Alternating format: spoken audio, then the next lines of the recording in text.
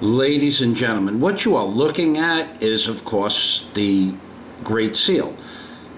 And what you believe this to be is some sort of random rendering that was created by a sequestered group of about 12 people in Washington, D.C. in the 1700s. And nothing could be further from the truth. What you are actually looking at is the original Ark of the Covenant that sets upon the $1 bill. Now, why do I say it's the original Ark of the Covenant? Well, I will tell you that on the dollar bill are hundreds, well, no, excuse me, there are thousands of individual pictographs that set within the limitations of the border of the $1 bill, but not confined to those limitations.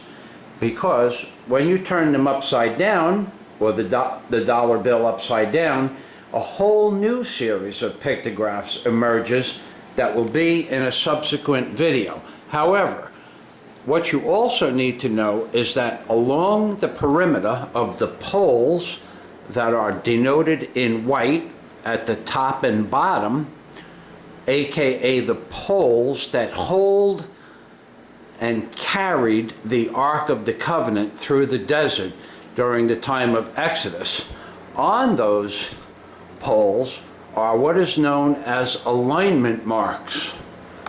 These are engineering alignment marks that allow you to take the dollar bills and add other dollar bills, $1 bills to be more specifically, and actually create three-dimensional constructs. But that is not the point of this video per se. The point of this video is to prove that this Great Seal, this is the reverse of the Great Seal, and this is the obverse of the Great Seal, are not, have never been, and never were random renderings that the United States government would have you believe that they sequestered a dozen or so artists from different parts of the world, gave them suggestions for what would eventually become the $1 bill, and those artists randomly made drawings about turkeys and eagles, and some people call it the phoenix, and other people call it the Star of Israel, and I call it a nuclear detonation. And I call it a nuclear detonation because the understanding of nuclear energy and the potential of a nuclear bomb was known long before the dollar bill was created in 1935. Although they said that nuclear technology only existed from the 1940s, nothing could be further from the truth, because if you'll notice, this is a glory. A glory has radiating lines from a central focal point. That is a glory. What you see over the eagle's head is a nuclear detonation. Now, I might have space between the words I wrote down below to show you the links for a nuclear detonation, but all you have to do is look at the word detonation on the internet, and you will see that that denotes a detonation because of the original detonation material. I call it a nuclear detonation because that's how the world is going to end, in a fiery nuclear catastrophe, maybe bigger than Fukushima, and perhaps just long-term slow kill effects from Fukushima. So you have the detonation in the center. Immediately outside the white stars, or what I call Israel Hell's flag, is the sound or concussion wave of a nuclear blast or any detonation, and outside of that pentagon is the light or flash that occurs after a nuclear detonation. So you can see that there are three stages. You have the detonation, you have the sound, and you have the flash of a detonation, which is completely different than a radiance of the sun. Now, digressing back to what this Great Seal means, I will tell you that this Great Seal is what I describe in my book, Angels on the Ark, the original Ark of the Covenant. Between the pre-existing society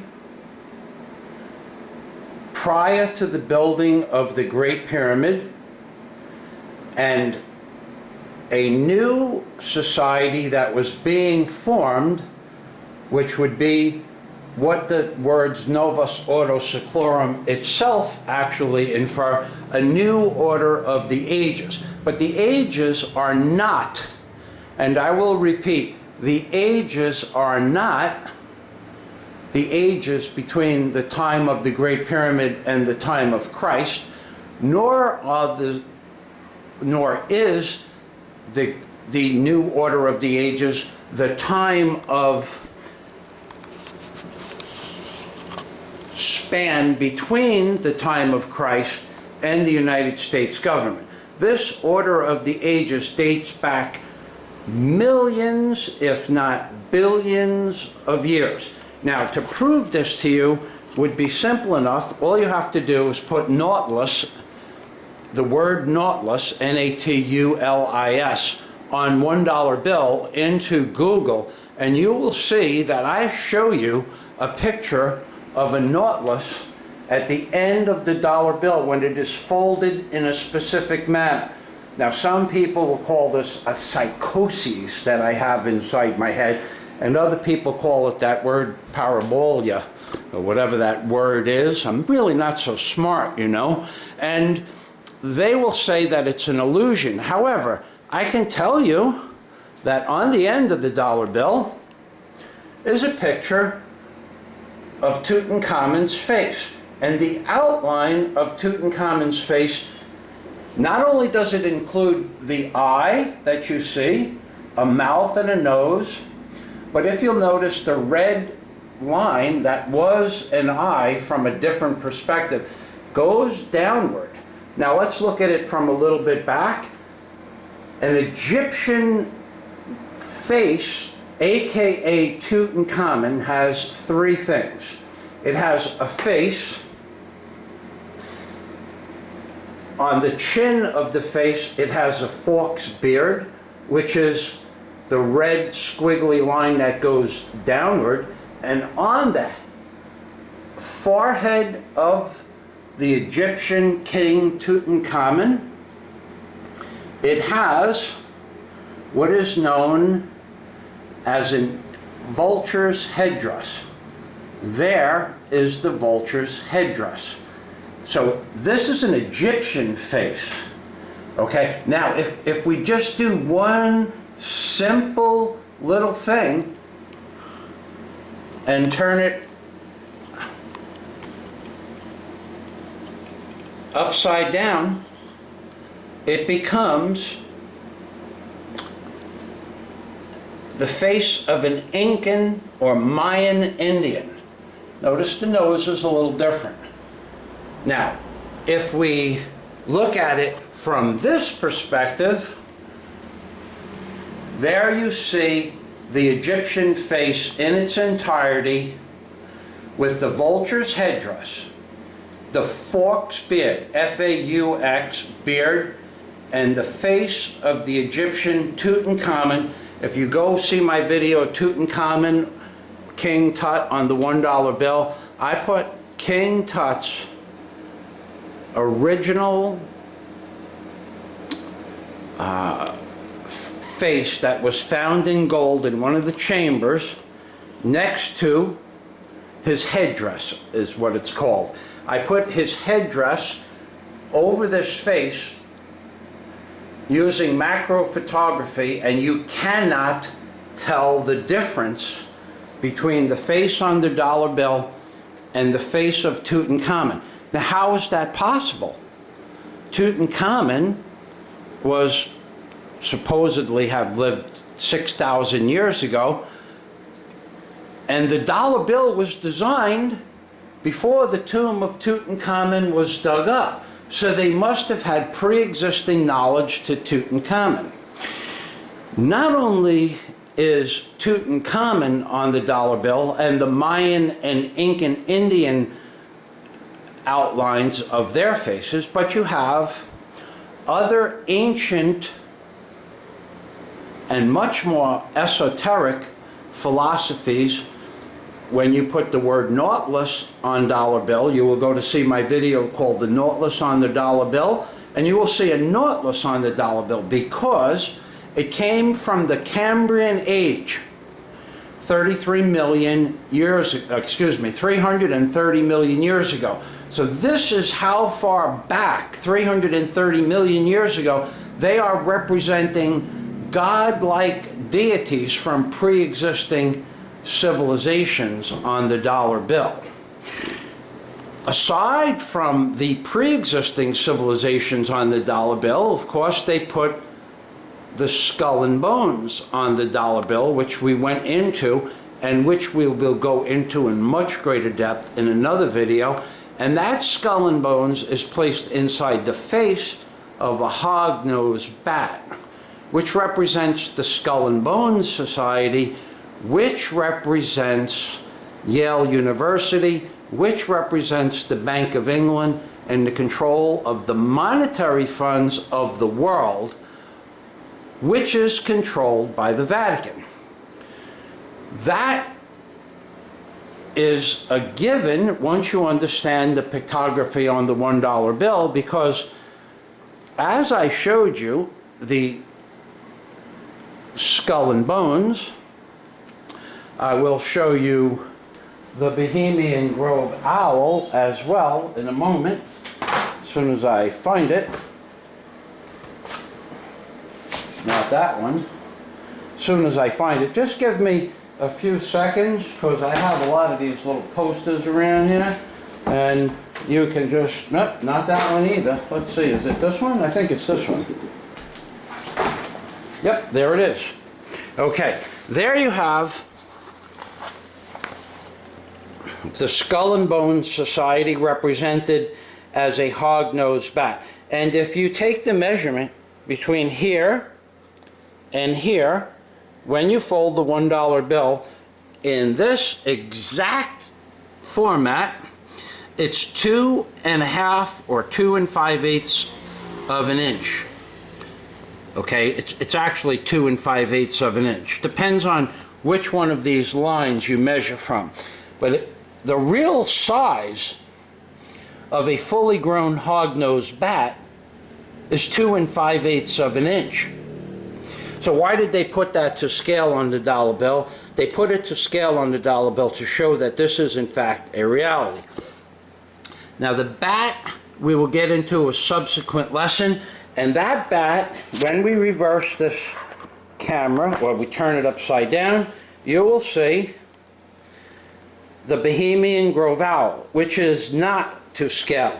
But this society that you see before you, the face of the Bohemian Grove owl and the wingspan, this society, this secret society, controls the United States war machine. This secret society, a.k.a. the Skull and Bones, controls the monetary system of the world. Now, bear in mind, there are 3 stars on the flag of Washington, D.C. One represents the Bohemian Grove owl, or Washington, D.C. is represented by Bohemian Grove. The second star represents the square mile in England, or the Bank of England. And the third star represents none other than the Ark of the Covenant itself that sets on the $1 bill. So, digressing back to what the Great Seal actually means is, they would have you believe it's a series of random renderings by a group of sequestered artists that never met each other, that had no knowledge of each other, that never had any communication with each other. We're talking about a couple of hundred years ago. There was no telephones, there were no computers, there was no mail, so to speak. There was no way to communicate with each other. They stuck him in Washington, D.C. for 2 weeks, and they came up with the Ark of the Covenant on the dollar bill? Are you kidding me? Are you kidding me? Are you people that stupid to believe? Now, you still haven't seen my video. Well, I have videos proving that that is the Ark of the Covenant on the dollar bill, but I haven't done it with this new poster. So they want you to believe that Novus Ordo Seclorum is just a random selection of words that really didn't mean anything, that some sequestered artist that never met the other sequestered artists that made the pictographs, that put the six-winged seraphim on the dollar bill, that raised the letter, raising the word one, proving that this word is raised above all others and that it represents God who is raised above all others. The pictograph depicting that Jesus as the Lion of the tribe of Judah, Judah being the first tribe of the Israeli nation, in pictographic form. This is Jesus because it's God. God is Jesus. In this particular instance, Jesus is the Lion of the tribe of Judah. The four beasts that sit upon the throne itself, a.k.a. the throne where God sits on the Ark of the Covenant, as depicted in the book of Exodus and described by Moses, that who received his information from God, per se, that they want you to believe that all of this is a series of random renderings. Are you crazy? Are you crazy enough to believe this? You can't be that stupid. Nobody could be that stupid to believe that somehow or another 3,000 pictographs that are on the dollar bill, when folded in different fashions, that are actual pictographs. You take the pictograph, let me give you the definition of the word pictograph. A picture is, okay, this is a picture. It's a picture of Rome, okay? That's a picture of Rome. It represents Rome, has people in it, has a square, but it doesn't have a real story unless you get involved with the cathedral or maybe that particular square. That's a picture. This is a pictograph.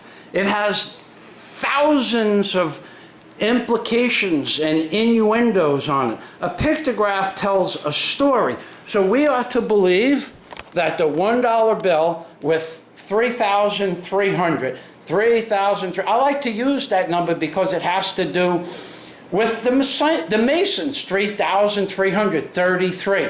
It's a good number, 33. Christ was 33. Half the books of the Bible are 33. If I'm right, if there are 66 books in the Bible, and I'm making a series of videos that are 66 videos in format, and Christ is in the middle of that, then Christ would be the number 33. Now, it's not by chance I'm doing 66 pictographs, and it is by chance. I just came up with 66 ideas for pictographs and didn't even realize that the book of the Bible had 66 books in the Bible. I don't remember insignificant facts like that because that's not how my mind thinks. And then somebody called Joshua, who believes he is God, mentioned that there were 6 binds of the Bible. Now, I'm not even sure if that's true or not. Somebody can find that information out and tell me if that's true. But that would mean that if there were 6 binds in the Bible and there were 66 books in the Bible, that the Bible represents the beast. Now, I'm not real sure about that particular statistic. So if someone wants to get back with me on that, please do. I am not 100% accurate, but I am 10,000% more accurate than anybody else that has ever tried to depict the pictographs on the dollar bill, including Jordan Maxwell, or Gordon Maxwell, whatever his name is, the clown that refused to answer over 17 individual emails that I sent him, David Icke, another piece of Illuminati trash that doesn't acknowledge my work because my work makes his work look insignificant. Alex Jones told me I was crazy because I called the Pope a pedophile back in 2010, and then in 2000, and I called him the gay Pope, and Alex Jones told me I was crazy, that my book would never sell, that I would never be able to make any money with it, or blah, blah, blah, and he wouldn't put it on his website because they're all part of this New World Order. There are very few people involved in the New World Order conspiracy theories that aren't actually COINTEL agents for the government. And I am one of the people that is not influenced by the government whatsoever. No one is paying me to give you disinformation. So, and then there's another guy, David Wilcock. Jesus Christ, why don't you change your frickin' name? David Wilcock? If I had a name like Wilcock, I would change it to like Will Not Cock, or Will Love Muff Lover, or something, but not David Wilcock. Jesus Christ, David Wilcock. Why don't you change your name to Muff Diver, a.k.a. I don't know what you should change your name to, but get that David Wilcock thing off the internet. It's really... oh, God, David Wilcock. Just imagine having a name like Dave. Imagine what the kids did to that guy in school. My name is David Wilcock. Ha! The teacher probably laughed at him. So, ladies and gentlemen, this is Michael Fazio. And we are depicting the pictographs on the dollar bill. And you have just seen how and what the Great Seal is. And not digressing back a minute. So this Great Seal is a bond between the ancient societies that date back 330 million years, that have created and destroyed civilizations greater than our civilization is at this time in history. And proof of this, let me digress to one more statistic. Okay, there is this measurement here. Okay, it's the measurement of the four sides of the base of the Great Pyramid to prove that the world is and has been surveyed from space as far back as 12,000 years ago. When you take the four sides of the base of the Great Pyramid over the socle stones, I believe they're called, the base stones where the lettering is, the Roman numeral. When you take the baseline of the socle stones, times it by 42,300, in other words, one side, two sides, three sides, and the back side, it comes out to the exact circumference of the Earth at the equator, within a few hundred feet. And that is due to expansion and contraction of the landmass due to temperature variation. So it zeroes out. When you take the height of the Great Pyramid and times it by 42,300, it is half the diameter of the Earth from the North Pole to the South Pole. So if you took it 42,300 from the equator to the North Pole, that's 42,300 times the height of the Great Pyramid. If you took it to the South Pole and you inverted the pyramid like this, then it would be 42,300 times the height of the Great Pyramid would go to the South Pole. But more importantly, there are 42,300 seconds for the Earth to make one rotation. Did you hear what I just said? It takes 42,300 seconds precisely to make one rotation of the Earth.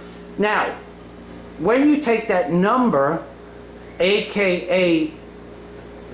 the measurement of the four sides of the base of the Great Pyramid, when you take that number and you wait for 2 seconds of rotation of the Earth, in other words, the Earth is rotating on its axis, and in exactly 2 seconds, precisely 2 seconds, it rotates the distance of the perimeter of the Great Pyramid.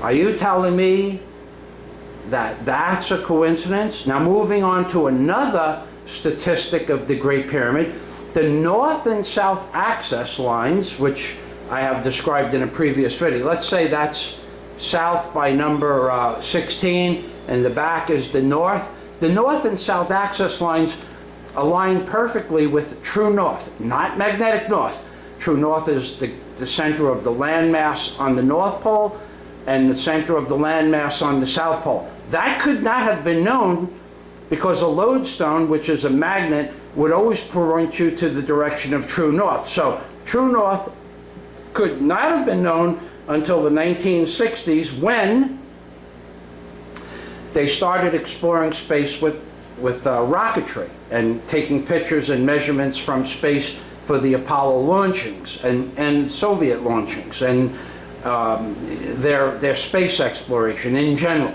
So the north and south axis, according to the true north and true south, could not have been known until 1960, but the Great Pyramid points directly true north and true south. And one more little fact about the Great Pyramid. It is located on dead center, to within 15 feet of dead center of the largest landmass on the Earth. And no one could have known that without measuring the landmass of the Earth from the sky. The Great Pyramid was built 12,000 years ago, 10,000 years ago according to some, 6,000 years ago according to the Bible, and nothing could be further from the truth, because the Sphinx is believed to be going back 20,000 years ago because of water erosion on the Sphinx. Denotes that it rained as much in the desert at the time of the building of the Sphinx that it rains in the state of Washington, which is some ridiculous amount of 100 and something inches per annum. I'm not sure, but in other words, at some point in the desert, it rained as much as the state of Washington up near Canada. It rained that much, and it eroded the limestone on the Sphinx itself, and therefore the Sphinx date goes back close to 20,000 years, but some people believe it could be even older, depending on the amount of rainfall it took to make the wear marks in the limestone and blah, blah, blah. Because you got to remember, it hasn't rained in the desert in 6,000 years, so it has to be older than that. And then they believe it took 14,000 years to do that much wear. So these things on the dollar bill are left. This seal is left over from a race of beings that had the ability to survey space, measure the Earth, and then with accuracy to within a few thousandths of an inch, place north-south axis on the Great Pyramid to north-south, true north-south, true north and true south. And it also had the ability to measure the time it took the Earth to make one rotation, and then it made the four sides of the four baselines of the Great Pyramid. It made them, when you add them up, 2 seconds of rotation of the Earth. Now, there's a reason, if they would have made it 1 second, well, there's a reason they didn't make it 1 second, and I'll go into that in a subsequent lesson. It's really, really interesting as to the nature of the size of the, now, and bear in mind, as to the nature of the size of the baselines in relationship there, bear in mind that there's a measurement of the Great Pyramid, the height of the Great Pyramid, that measures exactly to the moon. And that measurement has other repercussions, proving beyond any doubt that nothing without space technology could have built the Great Pyramid, because no one could possibly measure the distance between the moon and the Great Pyramid and make those measurements happen to be factual. Now, I'll get into that in a subsequent lesson. I don't have my notes on that. I'm going to have to make new notes. They're in New York, but I will review I do this from memory. You can see I'm not reading anything. There is nothing in front of me. There's nothing on the ceiling. I do this all from memory because I studied this stuff 17 years of religion and theology. Some clown said that. I said that even my professors were amazed at my ability to do research and to understand things that they were supposed to be teaching in class, and I would advise them on. Yeah, this clown is probably at 35 years old at best. He has a painting company with a number, some 800 painter or something like that. He told me that my professors never would have told me that I excelled their expectations, because professors don't do that. Dude, this was back in the 1970s, not the 1980s or 90s when you grew up. There were people back then that wanted to teach you the truth and weren't afraid to teach you the truth because it was private. Most of the classes that I took, I would take a class at a college course, and the professor would invite me to their house to teach me the true nature behind their lessons in school itself. And among one of those professors, I'll just say his first name, Kevin, who teaches philosophy and theology at Malloy College. If you ever see this video, hello, Kevin. Thank you for the information that you gave me during the early 1990s.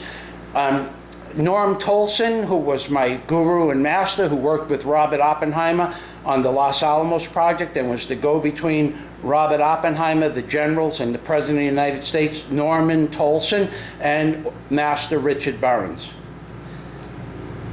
Hello, Master. Remember, all that is seen in the world is devoid of effort and action, because all that is seen in the world is like a dream or an image miraculously projected. Master Burns, 1980, I was one of his first students, and God day to everybody, from Michael Fazio in the Philippines, and Merry Christmas. In God we trust. One. But which one? Woo!